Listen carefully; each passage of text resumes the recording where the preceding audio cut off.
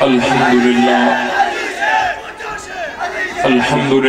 नहमदुहु व नस्तईनुहु अम्मा बअद फअऊज़ु बिल्लाहि मिनश शैतानिर रजीम बिस्मिल्लाहिर रहमानिर रहीम वला तुसल्लि अला अहदिम मिनहुम माता अबदन वला तक़ुम अला क़ब्रिहि सदक़ल्लाहुल अज़ीम।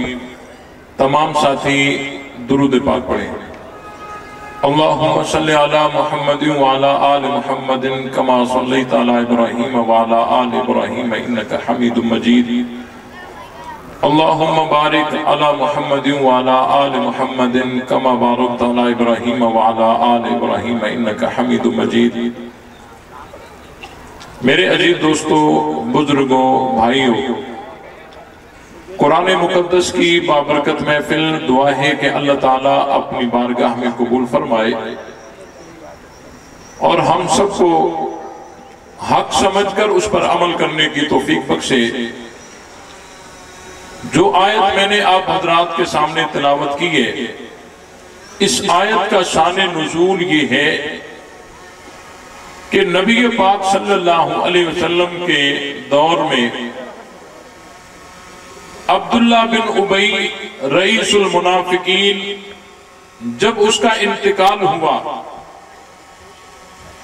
तो उस मुनाफिक का बेटा सच्चा मुखलिस सहाबी था, नबी पाक सल्लल्लाहु अलैहि वसल्लम की खिदमत में हाजिर हुआ और उसने ये चाहा कि नबी पाक सल्लल्लाहु अलैहि वसल्लम मेरे वालिद का जनाजा पढ़ाए। आप अलैहिस्सलाम ने अब्दुल्ला बिन उबई के जनाजे में जाकर वहां नमाज भी पढ़ाई और अपनी कमीज भी उतार कर और उसको कफन के तौर पर दे दी।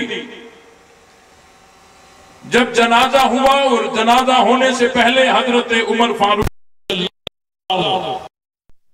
नबी पाक सल्लल्लाहु अलैहि वसल्लम के सामने बैठ गए और दामन को पकड़कर अर्ज किया कि ए अल्लाह के रसूल, ये मुनाफिक है, आप इसका जनाजा ना पढ़ाएं।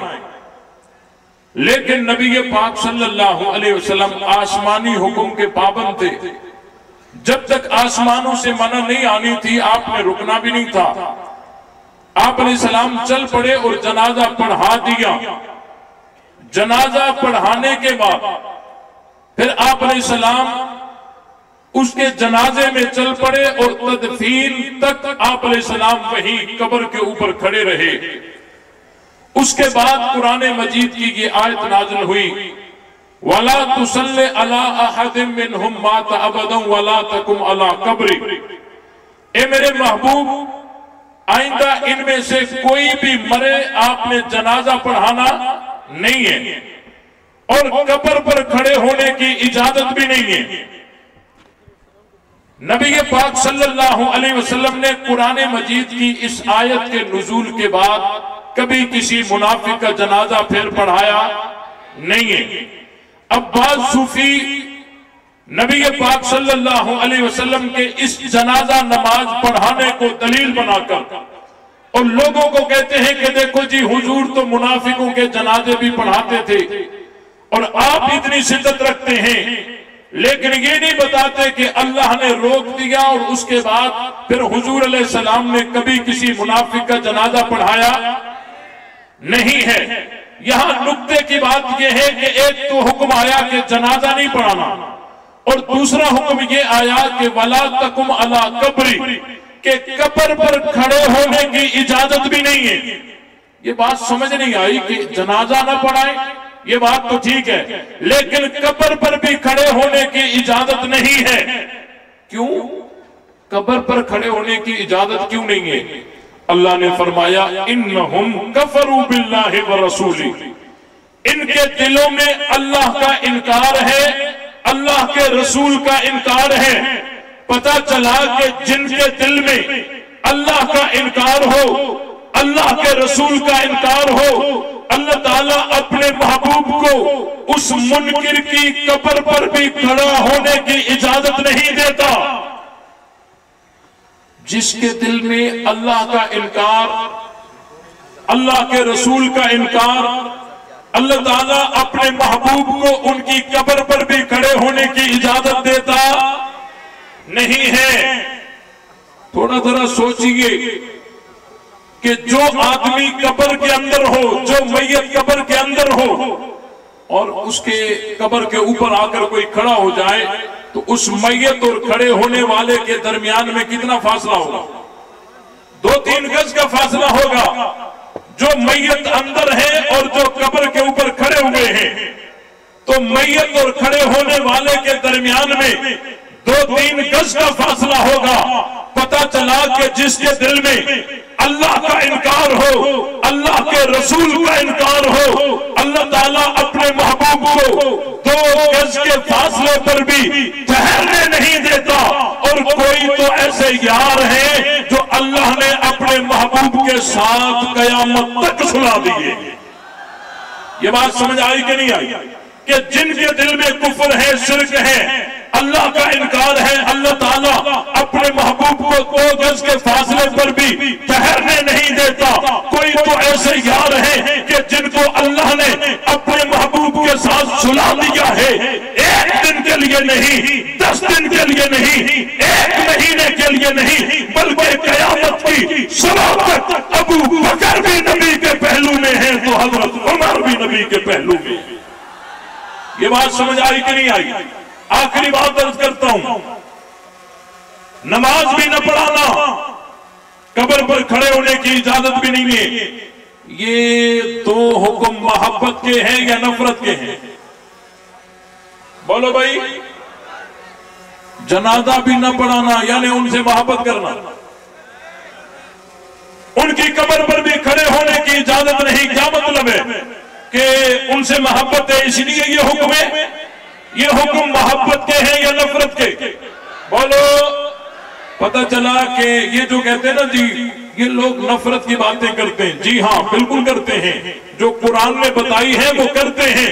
और तुम भी नफरत की बातें करते हो। अपने मुल्क का मुखालिफ जो भी आए उसको नहीं मानते, नहीं तस्लीम करते। और अपने मुल्क की फौज का जो मुखालिफ हो, हम भी उससे प्यार नहीं करते। एक फौज इस मुल्क की है और एक फौज अल्लाह के रसूल की है। अल्लाह की फौज है, उसको सहाबा कहते हैं। तुम इस लश्कर के मुखालिफ को नहीं मानते, हम इस लश्कर के साथ उस लश्कर के मुखालिफ को भी नहीं मानते जिनको कुरान ने हिजबुल्लाह कहा है। और वो कौन है? बोलो। आखिरी बात, कितनी ये नफरत की बातें करते हैं। जी बिल्कुल करते हैं। जो कुरान ने सिखाई है वो करते हैं। और दीन में मोहब्बत भी है और नफरत भी है। जो सिर्फ मोहब्बत बताते हैं ये सही नहीं बताते, जो सिर्फ नफरत बताते हैं ये सही नहीं बताते। दीन में मोहब्बत भी है, नफरत भी है। मैं आपसे पूछता हूं, अगर आप हजरत मूसा के दौर में होते, हजरत मूसा अलैहिस्सलाम से मोहब्बत करते या ना करते? बोलो। जो करते हाथ बुलंद करें। हजरत मूसा अलैहिस्सलाम से सारे मोहब्बत करते, फिरौन से भी करते। फिरौन से क्या करते? अच्छा, अगर आप हजरत इब्राहिम के दौर में होते, हजरत इब्राहिम अलैहिस्सलाम से मोहब्बत करते या ना करते? निमरूद से भी करते। उसे क्या करते? क्या करते? अगर आप हुजूर अलैहिस्सलाम के दौर में होते तो हुजूर अलैहिस्सलाम से मोहब्बत करते या ना करते? अबू जहल से भी करते। अबू जहल से क्या करते? आवाज कम आ रही, क्या करते?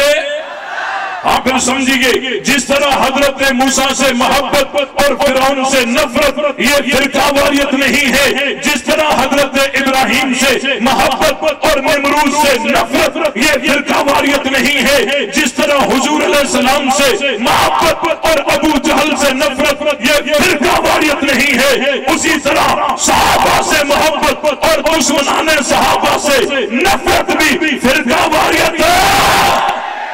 हमारे मौक़िफ़ को समझिए। हम प्यार की बात भी करते हैं, नफरत की बात भी करते हैं, लेकिन शरीयत के दायरे में रहकर करते हैं। इसलिए जब तक जान में जान है सहाबा का दिफा करते रहेंगे। करोगे नहीं करोगे?